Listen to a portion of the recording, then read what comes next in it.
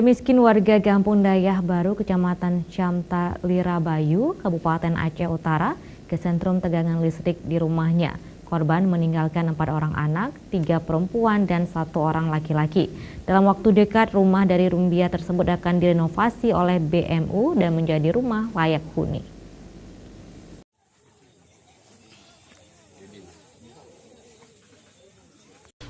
Imam Besar Barisan Muda Umat BMU Tengku Haji Muhammad Yusuf Awahab beserta pengurus DPP BMU Pusat dan pengurus DPD BMU Aceh Utara mengunjungi rumah korban tersetrum listrik yang menewaskan Khadijah 48 tahun, janda miskin warga Kampung Dayah Baru, Kecamatan Camta Lirabayu, Aceh Utara. Sebelumnya, Khadijah tersetrum arus listrik pada saklar lampu rumah saat selesai huduk sholat maghrib.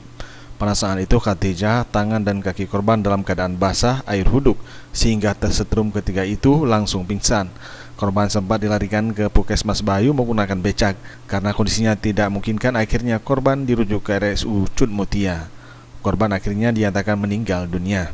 Almarhumah meninggalkan 3 orang anak perempuan yang masih duduk di sekolah SD dan 1 laki-laki yang sudah dewasa.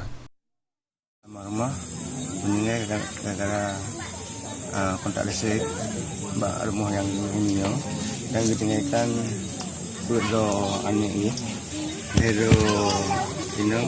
kiro wazam, dan dalam waktu dekat perintah dari BMU Pusat untuk dibuka rumah yang bersangkutan. Imam Besar Barisan Muda Umat dalam kunjungan takziahnya di rumah duka mengatakan siap menjadi orang tua asuh untuk sementara bagi 3 orang anak perempuan yang masih belia itu. Dalam waktu dekat, DPD BMU Aceh Utara akan membangun rumah baru buat mereka dengan mengajak seluruh masyarakat dan pemerintah kampung yang hadir untuk membantu berkontribusi melalui dana donasi Rp10.000. Tim Liputan Aceh TV.